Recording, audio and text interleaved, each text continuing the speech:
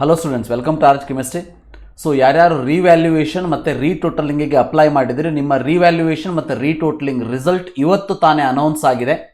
So ಇಲ್ಲಿ ನೋಡ್ಬೋದು ನಿಮ್ಮ ಒಂದು second PUC revaluation and retotalling result May 2022 ಅಂತ ಕಾಣಿಸ್ತದೆ. ಅದರ ಮೇಲೆ ಕ್ಲಿಕ್ ಮಾಡಿ. ಸೊ ಕ್ಲಿಕ್ ಮಾಡಿದ ತಕ್ಷಣ ಈ ರೀತಿ ನಿಮ್ಮ ಪೇಜ್ ಓಪನ್ ಆಗ್ತದೆ. ಈ ರೀತಿ ಪೇಜ್ ಓಪನ್ ಆದಮೇಲೆ ಇಲ್ಲಿ list of revaluation changes, list of no change found in the revaluation and list of changes found in the retotalling and invalid answer ಅಂತ ಇದೆ. ಅದಾದಮೇಲೆ ಇಲ್ಲಿ ರೀಟೋಟ್ಲಿಂಗ್ ಚೇಂಜಸ್ ಕೂಡ ಇದೆ. ಇಲ್ಲಿ additional result of April May 2021 ಅಂತ ಇದೆ. ಇವೆಲ್ಲ PDF ಅನ್ನು ನೀವು ಸರ್ಚ್ ಮಾಡಿ, ಯಾಕಂದರೆ ಇದು ನಿಮ್ಮ ಆ್ಯನ್ಯುವಲ್ ಎಕ್ಸಾಮ್ ರಿಸಲ್ಟ್ ಹಾಗೆ ನಿಮ್ಮ ನಂಬರ್ನ ಹಾಕಿ ರಿಸಲ್ಟ್ ನೋಡೋದಿರೋದಿಲ್ಲ. ಸೊ ಇಲ್ಲಿ ಹೇಗೆ ನೋಡಬೇಕು ಅಂದರೆ, ಫಾರ್ ಎಕ್ಸಾಂಪಲ್ ನೋಡಿ, ಇಲ್ಲಿ ಲೀಸ್ಟ್ ಆಫ್ ರಿವ್ಯಾಲ್ಯೂಯೇಷನ್ ಚೇಂಜಸ್ಸಲ್ಲಿ ಈ ರೀತಿ PDF ಕಾಣಿಸ್ತದೆ. ಈ ರೀತಿ PDF ಅನ್ನು ನೀವು ನೋಡ್ಕೊಳ್ತಾ ಹೋಗಿ, ನಿಮ್ಮ ಒಂದು ಹೆಸರನ್ನು ಇದರಲ್ಲಿ ಸರ್ಚ್ ಮಾಡ್ತಾ ಹೋಗಿ, ನಿಮಗೆ ಗೊತ್ತಾಗ್ಬಿಡ್ತದೆ ಯಾವ ಒಂದು ಸೆಂಟರ್ ಅಥವಾ ನಿಮ್ಮ ರೋಲ್ ನಂಬರ್ ಕೂಡ ಫೈಂಡ್ ಔಟ್ ಮಾಡ್ಬೋದು, ಇಲ್ಲ ನಿಮ್ಮ ನೇಮಿನ ಥ್ರೂ ಇದನ್ನು ನೀವು ಚೆಕ್ ಮಾಡ್ಕೋಬೋದು. ಸೊ ಇಲ್ಲಿ ನೋಡ್ಬೋದು. ಸೊ ಎಲ್ಲ ಮಾರ್ಕ್ಸ್ಗಳು ಐದರ್ 4 ಅಥವಾ 6 ಇರ್ತದೆ. 4 ಇದೆ ಅಂತಂದರೆ ನಿಮ್ಮ ಪ್ರಾಕ್ಟಿಕಲ್ ಸಬ್ಜೆಕ್ಟ್ ಅಂತ ಅರ್ಥ ಇದೆ. ಸೊ ಕೆಲವೊಂದಷ್ಟು ಬಹಳಷ್ಟು ಜನ ಇದರೊಳಗೆ ಈ ಲಕ್ ಚಲೋ ಇಲ್ಲ ಅಂತ ಏನು ನಾವೇನು ಹೇಳ್ತೀವಲ್ಲ, ಅಂಥವರು ಕೂಡ ಇದ್ದಾರೆ. ಅದಕ್ಕಾಗಿ ನಾವು ಹೇಳಿರ್ತೀವಿ, ದಯವಿಟ್ಟು ನಿಮ್ಮ ಒಂದು ಪೇಪರನ್ನು ನಿಮ್ಮ ಟೀಚರ್ಸಿಗೆ ತೋರಿಸ್ಬಿಟ್ಟು ರಿವ್ಯಾಲ್ಯೂಯೇಷನ್ಗೆ ಹಾಕಿ ಅಂಥೇಳಿ. ನೋಡಿ, ಫಾರ್ ಎಕ್ಸಾಂಪಲ್ ಇಲ್ಲಿ ಮ್ಯಾಥಮೆಟಿಕ್ಸಿಗೆ ಈ ಒಂದು 21 ಮಾರ್ಕ್ಸ್ ಬಿದ್ದಿತ್ತು ಮೊದಲು.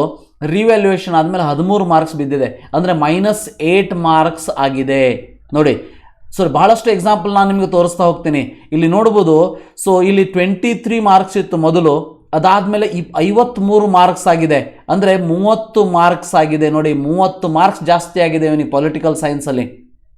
So definitely they are lucky ಅನ್ನೋದಕ್ಕಿಂತ ಅವರು ಬರೆದಿರುವಂತಹ ಆನ್ಸರಿಗೆ ಕರೆಕ್ಟಾದ ಮಾರ್ಕ್ಸನ್ನು ಕೊಟ್ಟಿದ್ದಾರೆ. ಇಲ್ಲೊಬ್ಬ ಅನ್ಲಕ್ಕಿ ಫೆಲೋ ಇದ್ದಾನೆ ನೋಡ್ರಿ. ಇಲ್ಲಿ ಕೆಮಿಸ್ಟ್ರಿ ಅವನಿಗೆ 59 ಮಾರ್ಕ್ಸ್ ಬಿದ್ದಿತ್ತು ಮೊದಲು. ಅದಾದಮೇಲೆ ರಿವ್ಯಾಲ್ಯೂಯೇಷನ್ ಹಾಕಿದ ಇವ ಮಡಿವಾಳಂ ಇವಳು ಹುಡುಗಿ ಇದ್ದಾಳೆ. ಇವಳು ಟೀಚರ್ಸಿಗೆ ತೋರಿಸೇ ಇಲ್ಲ ಅಂತ ಅರ್ಥ. ಟೀಚರ್ಸಿಗೆ ತೋರಿಸೇ ಇಲ್ಲ, 14 ಮಾರ್ಕ್ಸ್ ಮೈನಸ್ ಆಗಿದೆ. ಅಂದರೆ ಇವರು KCET ರ್ಯಾಂಕಲ್ಲಿ ಎಷ್ಟು ಡಿಫ್ರೆನ್ಸ್ ಆಗ್ತದೆ ನೀವೇ ಯೋಚನೆ ಮಾಡಿ, ಹೌದಾ? ಇಲ್ಲಿ ನೋಡಿ, ಮೈನಸ್ ಫಿಸಿಕ್ಸಲ್ಲಿ ನೋಡಿ 62 ಮಾರ್ಕ್ಸ್ ಬಿದ್ದಿತ್ತು, 55 ಆಫ್ಟರ್ ರಿವ್ಯಾಲ್ಯೂಯೇಷನು. ಅಂದರೆ ಇಂಥವರೆಲ್ಲ ರಿವ್ಯಾಲ್ಯೂಯೇಷನ್ ನಾವು ತೋರಿಸೇ ಇಲ್ಲ ಅಂತ ಅರ್ಥ. ನೋಡಿ, ಇವನು ನೋಡಿ, ಫಿಸಿಕ್ಸ್ 17 ಮಾರ್ಕ್ಸ್ ಬಿದ್ದಿತ್ತು, 3 ಮಾರ್ಕ್ಸ್ ಬಿದ್ದಿದ್ದು, 14 ಮಾರ್ಕ್ ಎಕ್ಸ್ಟ್ರಾ ಕೊಟ್ಟಿದ್ದಾರೆ. ನೀವೇ ಜಸ್ಟ್ ಇಮ್ಯಾಜಿನ್ ಮಾಡ್ಕೊಳ್ಳಿ. ಸೊ ಈ ರೀತಿ ಪ್ರತಿಯೊಂದು ಮಾರ್ಕ್ಸನ್ನು ಕೂಡ ನೀವು ನೋಡ್ತಾ ಹೋಗ್ಬೋದು. ಹೈಯೆಸ್ಟ್ ನೋಡಿ 28 ಮಾರ್ಕ್ಸ್ ಜಾಸ್ತಿ ಬಿದ್ದಿದೆ ಬಿಸ್ನೆಸ್ ಸ್ಟಡಿಗೆ, ರೈಟ್? ಸೊ ಈ ರೀತಿ ಬಂದಿದೆ, ನೋಡ್ಕೊಳ್ಳಿ. ಇದಾದಮೇಲೆ ಇನ್ನೊಂದು ಬ್ಯಾಚ್ ಕೂಡ ಇಲ್ಲಿ ಕಾಣಿಸ್ತದೆ, ನೋ ಚೇಂಜ್ ಫೌಂಡ್ ಅನ್ನೋದು ಕೂಡ ಒಂದು ಲೀಸ್ಟನ್ನು ಕೊಟ್ಟಿದ್ದಾರೆ.